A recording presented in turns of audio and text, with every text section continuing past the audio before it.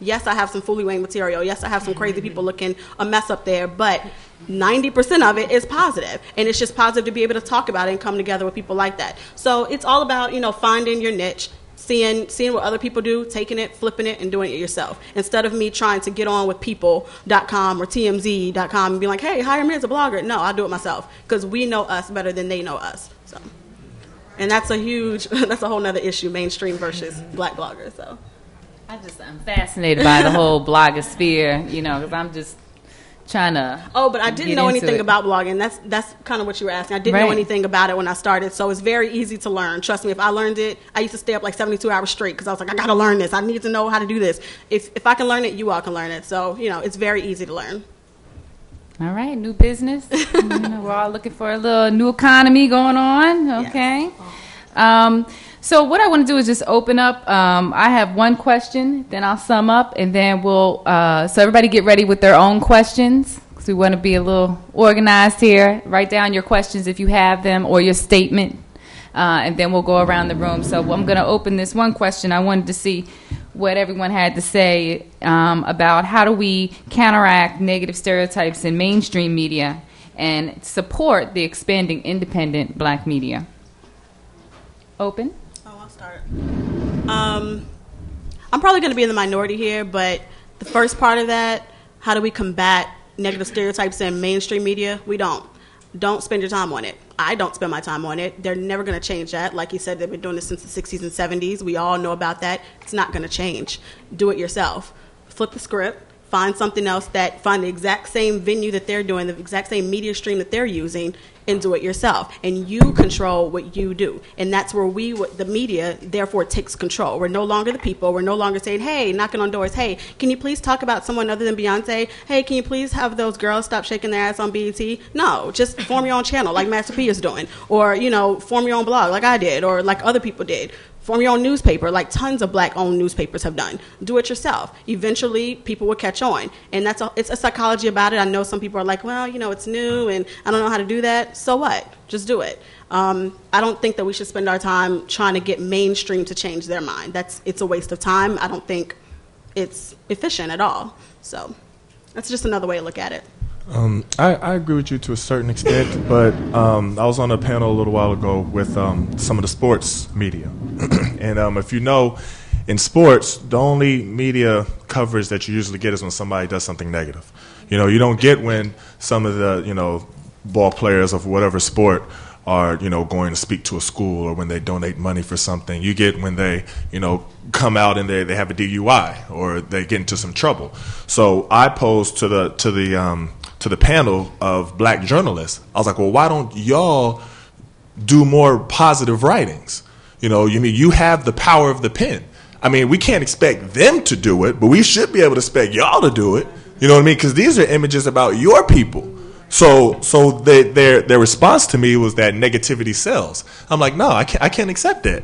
I mean, I know maybe that's just because I'm not in it. Like what you said, like when you play a Common album and a Common song and it doesn't get any calls, then you play Lil Wayne and it blows up. I understand that, but you have to have some type of a responsibility when you have the power of the pen and you're in the mainstream, that you could kind of combat some of those stereotypes. I mean, they wouldn't let us. They wouldn't let us do that to them.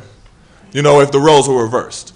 If we had the power of the pen and they were up and trying to come into the mainstream of us, do you think that they would let us show negative images of them like that? They wouldn't. They would write things to combat everything that we saw, and we should be able to do the same thing. I mean, it's like like on the movie Malcolm X, when Elijah Muhammad came and he poured the glass of the water and he put the iodine in it, and he said, if you give this to the people, they have no choice but to drink it.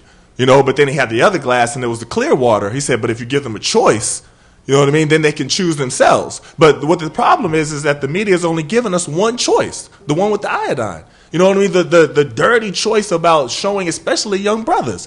The only images that young brothers see of themselves usually are negative. That's it. They see them in cops. I mean, they see them in the videos. They see them when, different athletes and entertainers mess up, but they don't see the positive. And that's one of the things that, I think that, especially the people who are, because we have black people that are in the positions to change things. We do. And I was sitting there on a panel with all black sports commentators. All black journalists who are powerful. You know what I mean? Who not like just a little startup. These are the ones who, ESPN, and they show him. You know what I mean? It's like the main people. So I mean, you have to hold some type of accountability to the people who are pretty much doing the devil's work for them. I agree with a ton. My goal, my mission is always take a stand where you can and when you can. At the end of the day, I do agree that negativity sells because if, when you hear about Pac-Man or when you hear about, different ball players doing something crazy, we talk about it. I'll go back, and people in the community talk about it. If I say Pac-Man went to a school today, you'll say, okay, Pac-Man went to school today. So, controversy, people are all into it. We have a whole segment that we have to do called, not that we have to do, but that we designed called What's Poppin' with Deja Perez, dedicated totally to celebrity gossip. And we go to YBF.com and all them other spots and figure out what's going on because for some reason our listeners are so into the garbage. They love trash, and it's like they eat it up and they think this is, and they go and they talk about it, and then I'll be in the street and they'll be like, oh, so whatever happened with DMX? And, but if I talk about the school that I went to and we're trying to get them on a 25 books initiative, nobody asks me, how's that going? But they will ask me, what happened with you and Plies? Or what happened with you and so-and-so? So to some extent, for entertainment purposes, the negativity and the sex and all that sells. But at the end of the day, I believe that we have to, off air, we have to take a stand where we can. And every now and then, commentators and the people in power can definitely take a stand if they choose. One example, Plies had a song called Bust It Baby, one of our biggest songs. I was extremely offended by the song. And the first time I heard it, I came on and I said, why are we playing it? And me and Quick are on. Of course, Quick doesn't have a problem with the song. But I had an issue with it. So I'm talking about how, I don't like the song. And 2 seconds later, the record rep calls, yo, you're killing me, come on. And I'm like, it's going to be the #1 requested song. So me speaking out on it isn't going to affect it. It's not going to stop kids from calling in and singing it and all that. But somebody has to say something. It comes back to accountability. And when Plies came on our show, I asked him, what is a Bust It Baby? And why is this, this huge song? Why would you even refer to a woman as such? Of course, he gave me a political answer to get around it, but, I grilled him for a while, and I think that's my place to do it. I have like a journalist has a pen to write about it. I have a microphone, so there are times when I do get to take a stand. Young Berg was in the news for calling dark-skinned women dark butts, and he said he doesn't like dark butts, and he's racist, and he said if you can't get out of a pool and you're not ashy, I don't want you. Now, Young Berg came on my show, and I said, hello. How you feeling? You good? Life is good? I see you got your ice. And I said, I want to play back some comments you said because I have a problem. And I played back all this stuff that he said. And, of course, he gave me a generic look. I'm young and I'm sorry. And, I'm a young guy. Don't hold me accountable. I said, yes, I will hold you accountable because I'm a brown girl and I'm proud of brown. And there are men who love brown and dark skin. And so you have to, and we went and we argued this for about 5 minutes, and the program director called and said, if you don't go to commercial, we're going to have a problem. But, like I said, if I have the chance to say something, I will when I can. But overall, I also am accepting of the fact that there are certain things, certain forms of entertainment that you all like. And I would just encourage the public to take a stand where they can as well. One of my favorite shows is Run's House. Run's House is a great show. I'm in love with Run's House. You see a black man, a God-fearing black man with a wife and children, and this wife, all them kids not hers, but she loves them. And they live in this big house. They have money, and he's teaching his daughters how to accumulate wealth. He doesn't just have them spoiled running around. He's teaching them something, and that's on camera. Those are shows that as listeners and viewers, you all have to be sizing it. I mean, I don't know a better word to say, but you got to hype that up. You have to be on the blogs, and you have to say, hey, MTV, we love Run's House because then, you know, they'll support it more. Run's House has been on for several seasons. But if it wasn't for the viewers saying, yeah, I love this, it wouldn't be. And Run's House is really the only show that I know like it. I think TV is becoming reality show based now because it's cheaper. So if that's the case, then we need to encourage reality shows like Run's House and not like Paris Hilton's My BFF, My Next BFF, which is going to be a hit. You know, so... Did you want to say something? One more thing? I did. Okay. I just wanted to ask a question. So doesn't that kind of negate the theory that negativity always sells? I mean, you have a Run's House, which has to be, you know, one of the, you know, highest rated shows on MTV. Not And that there's it a whole always lot sells. of garbage, but I mean... Crack sells. Not that it always... It's not that it always... Can't I'm just be saying positive and corny. It's a good show. It's less of a risk. You don't think that when Run's House came or when Russell Simmons went to MTV and said, this is the show I want, you don't think they said, oh, I don't know. But when the minute Paris Hilton said, hey, I want to do My Next BFF, they said, oh, well, that's my type of show. Right. So, you know, I'm not saying that negativity always sells or it outweighs, but it's the sure thing in the mind of the people up top. The gatekeepers. My gatekeepers will always say, go with that. That's good. That's it. Right. But when I try to do something positive, it'll be more like they'll be more skeptical. But when it works, because you know, black people don't like positivity. We are very negative people. We do. I'm being facetious, but I want to wrap this up because I want to give the audience a chance to ask questions. So I want to I listened to what folks said, and I want to put it in a policy perspective because this is the annual legislative conference, and I want us to understand policy and how we can walk out of here and impact policy. First, you should know that public airwaves, television and radio, are free to these broadcasters because of one reason. They are supposed to serve in the best interest of their communities. This is the only reason why they are licensed to these broadcasters. So it is our duty to hold them accountable. And what one of the laws and one of the things that my organization, when we first launched, and we still are very involved in, is indecency. And you should understand what that really means. That's a regulation that is imposed by the Federal Communications Commission, the FCC, and it is in place to protect children. What it says is there should be no sexually explicit content between the hours of 6 a.m. and 10 p.m. So what happens, and I work with a lot of college students, and we monitor radio stations, and we find there's a lot of hip-hop songs, once you understand what they're saying, that violate this law. So what happens when you hear a violation is that you are supposed to file an FCC complaint. Now, most communities of color don't even know that there's a third-party complaint system. If they have a problem, they usually call up the radio station. That don't really work. First of all, you should always put it in writing, because you put it in writing, they got to put it in their public file. So the next time that they're up for license renewal, they can review the complaints, and you'll have something to back it. And if your complaint isn't in the public file, the station gets fined.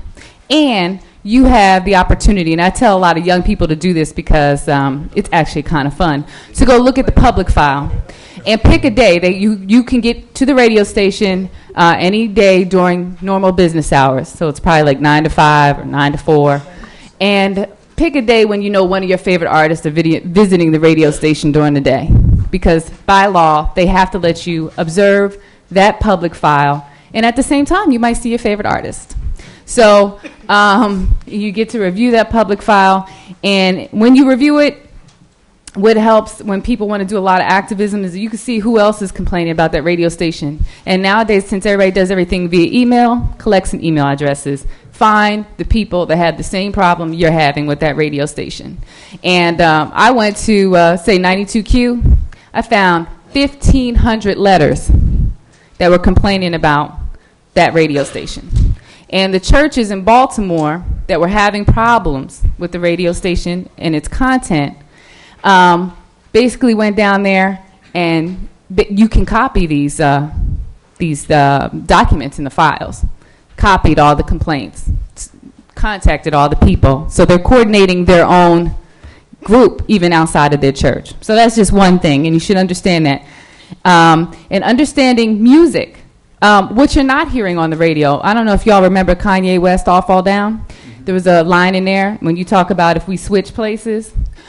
You can hear, bitch, nigga, ass but you can't hear white man, because for some reason you might offend somebody. When Kanye West said that in his song talking about, basically crackheads buy crack, somebody buys Jordans, and the white man get paid from all of that, somehow that was just too much for white folks. And when I asked MTV why they also censored that word in their video playing of it, they were like, we do not want to offend anyone. But you know what? It's okay to offend you. And this goes back to, if the community does not complain, then you have implicitly said it's okay. Understand that. The other thing is, when we talk about, and there is accountability on both sides. Children, if you know your children are, watching TV, understand that black children listen and watch more TV and radio than any other segment of our population. It just is. It's unfortunate. So, we also need to know what's going on. But corporations need to be held accountable. They don't own these airwaves, okay? So it is up to you. I want to talk about media ownership. When you talked about just go get your own channel, let me tell you, there are only 8 TV stations owned by black people in the whole United States.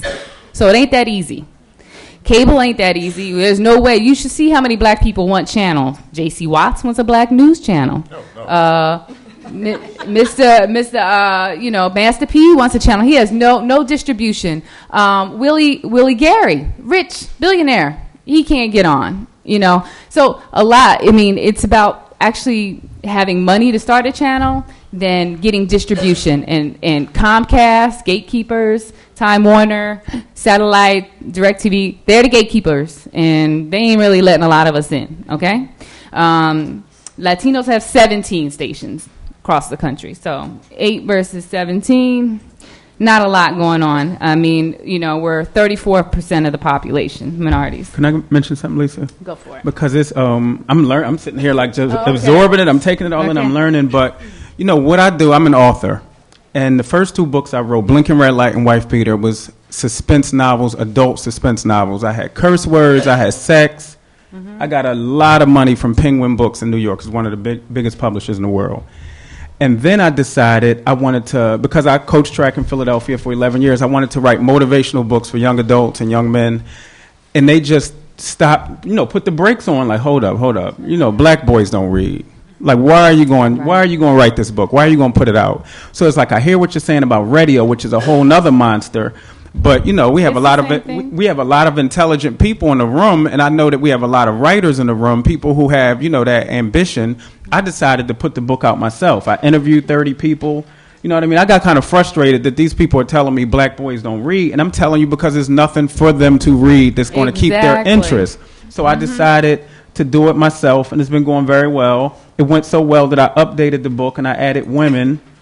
And, Holla Back, but listen, first it's actually out. You mentioned earlier that it's about to come out, but it's actually out, where I called Kirk Franklin and Jill and India and Monique and all of these people and said, just talk about something, just share an anecdote that's going to inspire young people. And the same people, the same industry that said, these black boys don't read, these kids are not going to read. I was supposed to do a book signing at this conference, and I'm totally out of books. Like, I can't keep up with it. The school district in Philadelphia just wiped me out before I got here.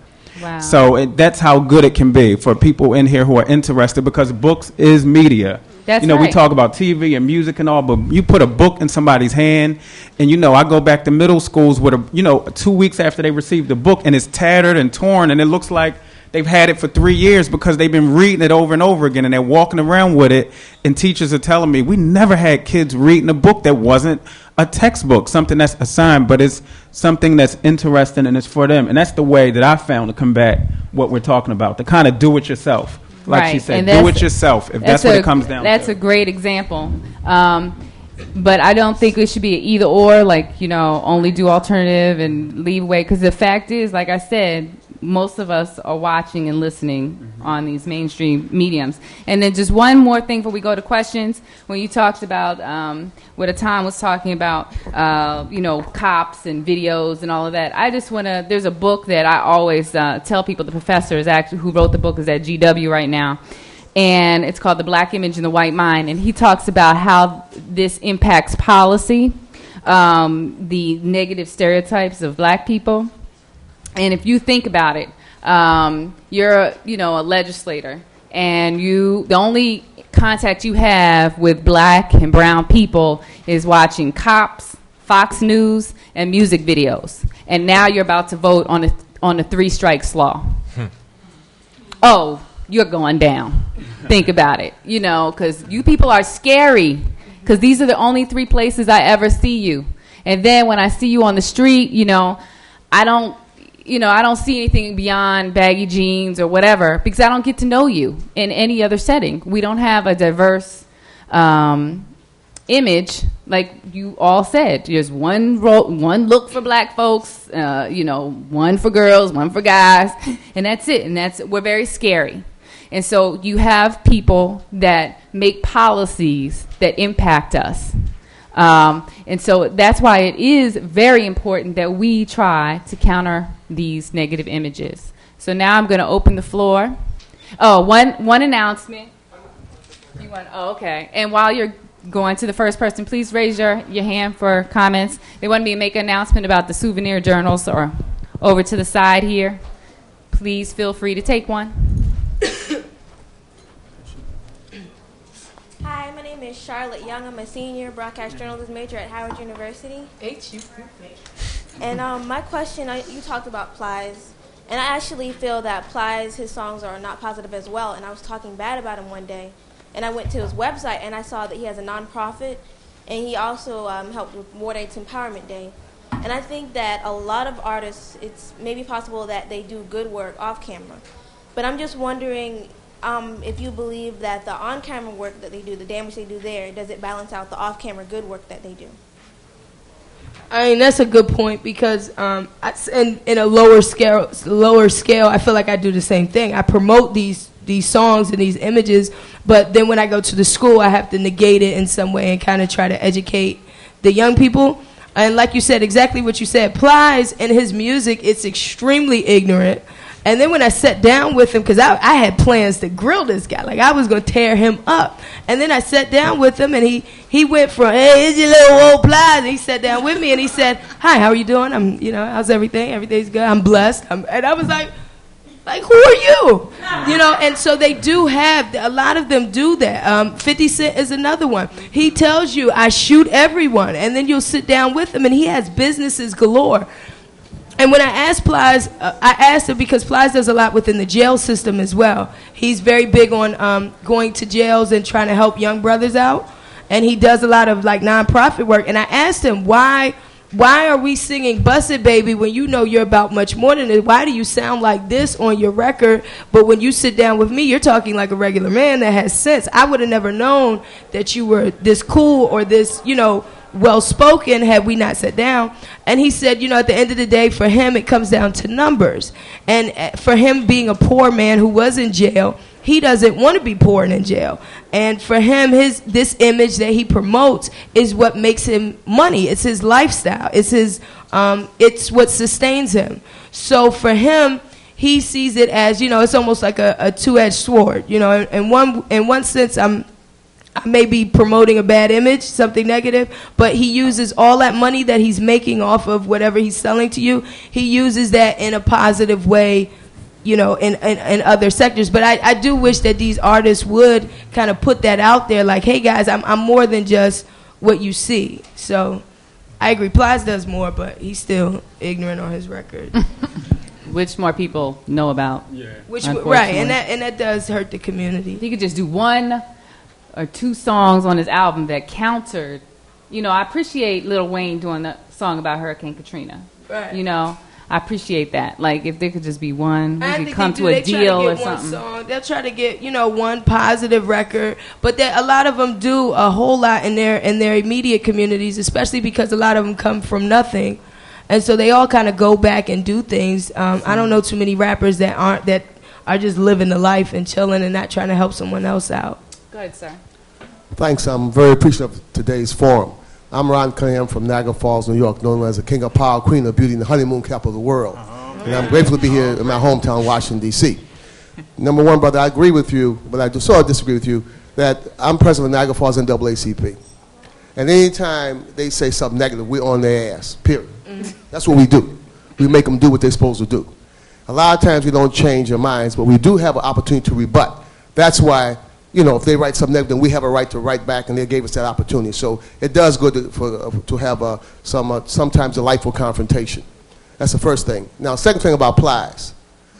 He is horrible. He writes about women just ridiculously bad. But they're all hits. They're all good number one. But can I finish, sister? Go ahead, I'm sorry. He writes about them bad. But we going to hire Plies November 1st. He make money. And you need money. So my two sons are going to hire him for November 1st. But we had a problem with Plies for November 1st in Niagara Falls. So now we're looking at the day after Thanksgiving.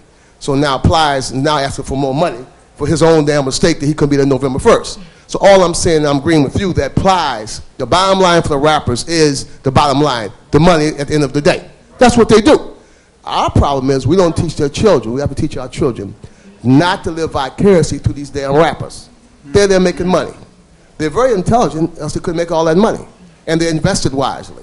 So all I'm trying to say is it's up to us to train our kids on how that game really is played. So Plies is a heck of a businessman. Now we're supposed to have for November 1st. He can't make it. He's paying in Florida A&U or something. So now we got to fight with him about not raising the price for after Thanksgiving because we'll make no money. Our thing is it's wintertime. It's going to be cold. The snow going to be high as hell in Niagara Falls. So you need to lower your price. So that's what we're doing now. But the only thing I want to say is thank you for the forum. But we have to teach our kids not to live vicariously through the rappers. We have to control that better than we do at our homes and our communities. Thank you. I want to give a little shout out. We're talking about hip hop and rappers to Reverend Yearwood, who's working on Respect the Vote campaign with T.I. and everybody, make sure you call your folk that are in them states to vote early. Starting Ohio, September 30th. We need you, and definitely our folks in North Carolina, they can vote early. They can start, I think, now. So let's get our people out there. Any more questions? Somebody. We have some folks in the front too. I'm gonna keep us on time because I got to catch a train at 4:15. Okay. My question is real quick. My name is James Golden. I'm from Los Angeles, California, the hip hop think tank. We basically are a college organization that does scholarly work on hip hop, and we produce a journal every year, which is distributed throughout internationally. My question is, as far as legislation goes, what are your suggestions for legislating hip hop, specifically contemporary black music, into children's curriculums, into education, and how does that play out, and how does that also support and bring our kids back up to the scholarly level that we need them to be at? So I don't know if any of you guys can. Well, talk legislatively, I wouldn't say so. But locally, I mean, there's a lot of folks out there doing hip hop curriculums. I know Asheru, his real name. What's Asheru's real name? That's right, Gabe. He has a curriculum that he uses, and he is actually a special ed teacher. Aside from actually doing the Boondocks theme song, y'all, that's Asheru. So he has put that to work, and that's a constant hustle. Going to school districts and proving your curriculum works.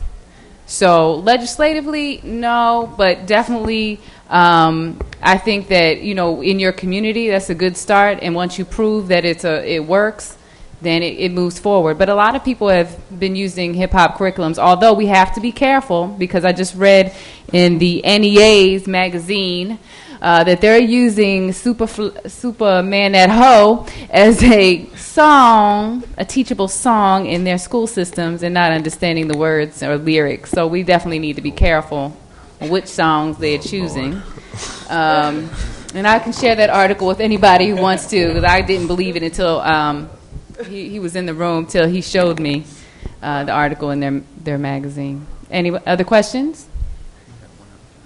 We have someone up here, Chris. Okay. We'll send you back there. Let the sister. You gonna hand her the mic and took it from her. All right. I just wanted to say that I believe the reason that negativity sells is because negativity and fantasy in the form of reality TV sells is because people and children are using it as the form of escapism because people have, different negative situations going in their own lives or different plights or mental issues and emotional issues that they don't want to confront, especially within our community. And I just wanted to ask the panel if anybody had any insights about that, about why people gravitate towards this celebrity reality, which is entirely false. Well, seeing this is what I do for a living, I think that you're exactly right. It's all about escapism. People have really hard lives, especially these days. So people want to see what a celebrity's doing. They want to be able to escape out of their world for just 20 minutes out of the day. Even if it's crazy, even if it's stupid, even if it's I Love New York or, one of the other sites that Ange named. It's always going to sell, and that's kind of what I was saying earlier. It's not trying to get that not to sell, because I really think that's a losing battle. However, if you form your own thing that's more positive, who's to say that doesn't sell? I'm a prime example that, trust me, it does. And YBF, I made that so that it does grab the same exact type of audience, but I'm still offering a different thing. We're people, we're humans, we have multifaceted personalities. Just because we love negativity doesn't mean we also don't love positivity. So my site is ranked number 5 on the top 5 of all entertainment sites on the whole entire internet, on the whole entire web, worldwide, on Yahoo. So that shows you right there. It's not impossible for anything to not make money, anything to not be successful. Why not just balance it out? I'm not saying don't ever, don't try to combat the negativity, don't try to attack mainstream. We can do that, but at the same time, you have to actually take action. And taking action is doing it yourself, or asking someone else to do it, or trying to find another way to show the positivity. Because trust me, people will come. People will look at it. We can't. I don't think it's a changeable thing to change how people want to escape, though. Yeah. Hi, my name is Samantha Hawkins. I'm not going to talk about my career or anything. I'm going to come as a mother. I'm a mother of 6. I've adopted 2 kids, and I have 4 of my own. And I'm like the community mom. And one of the things that I teach my kids, and whenever I encounter a young youth now, I can meet them for the first time. The next time they see me, they'll run up, they'll give me a hug, they'll give me a smile. But I make them tell me something positive about themselves. Don't tell me how you're dressing. I want to hear that I'm smart, I'm intelligent, because once they start getting that into their system, they will start to believe that. But I think the onus, we want to blame everybody else. We need to start with ourselves, because we don't feel positive about ourselves. We need to start looking in the mirrors, telling ourselves how wonderful we are, so that we can impart that to our children, so they can grow up believing that they are wonderful, that they're great, that they're these marvelous beings. So we don't have to worry about 5 years down the road, we have these plies, we have these other people trying to tell us who we are and what we are, because we have inside of ourselves who we are, and we believe that. So I think the onus should start with us. That's something small that we can do to combat all of this big stuff. Do it yourself. I believe in that. And there's a book, Eton was on another panel, Bill Rhoden wrote a book, $40 million slaves. Mm-hmm. And that book is so deep, but I started taking that back, and I also teach Sunday school to the youth. But we talked about this book and talked about the power that we have, and that we just yield over to everybody else because we feel so inferior to them. So I just encourage y'all, start with yourself. Start with yourself. And anytime you see a youth, just say something. Encourage them to say something good about themselves. Thank you. Okay, we're gonna see if these 3 folks in the front. I would love to hear from this sister right here, the young person in the room. How you doing? My name's Tavania Tosa. I'm with DC Youth Advisory Council, and I want to say, well, basically, I don't have no question. Like I was saying, I really don't have too much questions, but I do have a lot that I can say and give off to say. For 17 years old, I done went through a lot, but I don't use that as no excuse no more. I mean, Rebecca gave me a reason to. That anybody, you could do anything. So basically, I mean, all y'all had told everything right. We go off, us youngins go off the image of what we see celebrities do. And I speak for myself. I mean, it took me, 2 years? Well, actually, I really learned last year that, it's not real. So now I'm not in school, but I'm trying to get my GED. And, I want to do basically better for me, and I do want to make a change. I feel as though I want to do psychology I want to go to school for psychology and help the youth out. Because I feel as though I could give advice off because I done went through so much.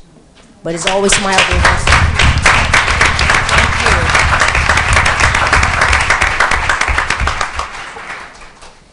you doing? My name is Michael Marchand. I'm from Louisiana.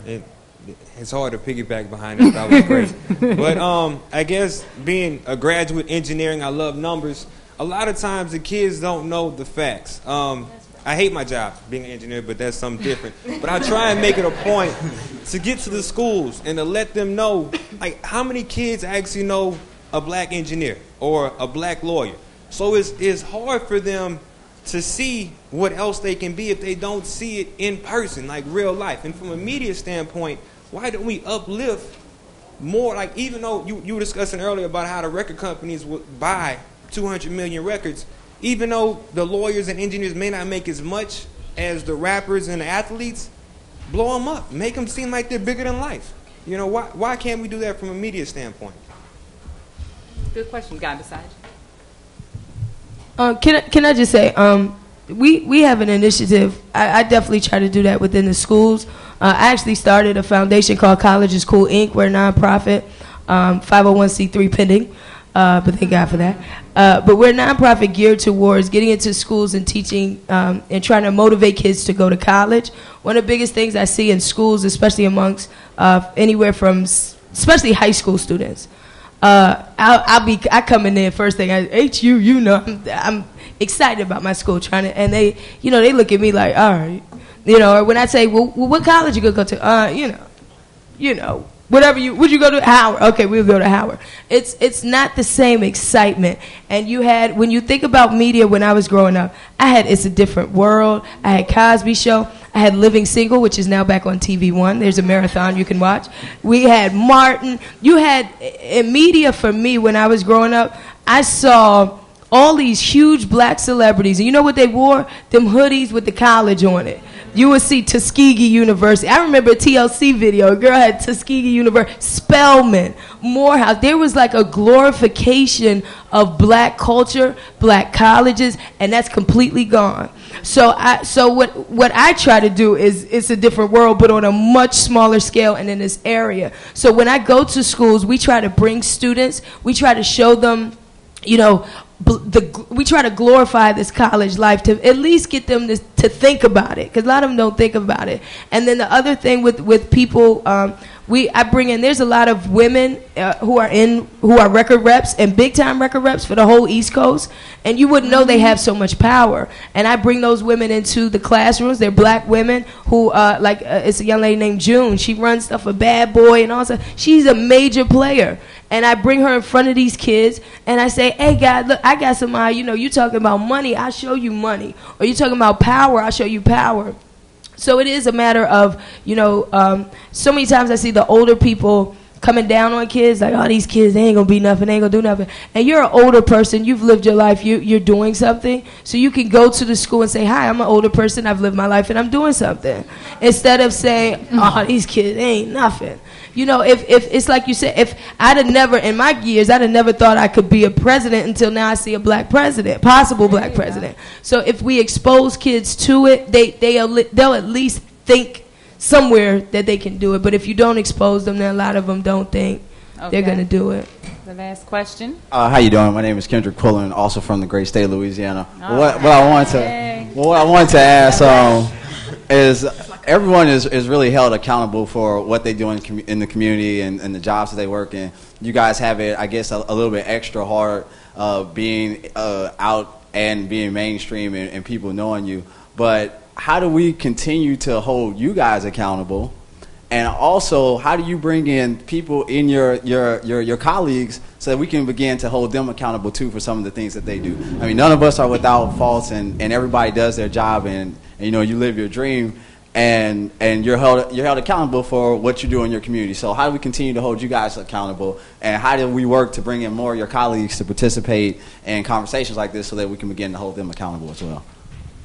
I would say, first off, the power of the pen. Write letters, write emails. As she said earlier, don't support it if you don't like it, if you're not feeling it. It's your money.